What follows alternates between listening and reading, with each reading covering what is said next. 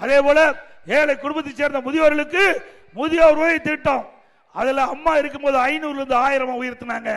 அதிமுக ஆட்சிக்கு வந்த பிறகு பல பேருக்கு முதியோர் உதவி திட்டத்தில் கிடைக்கவில்லை என்று புகார் வந்தவுடனே தமிழ்நாட்டில் இருக்கின்ற முதியோர்கள் யாரெல்லாம் தகுதியானவர்களோ அதெல்லாம் கணக்கிட்டு ஒரே நேரத்தில் சட்டப்பேரவையில் 110 விதிகள் 5 லட்சம் முதியோர்களுக்கு முதியோர் உதவித்தொகை வழங்கப்படும் என்று அறிவிப்பு கொடுத்து 85% எங்களுடைய ஆட்சியில் நிறைவேற்றி கொடுத்தோம்.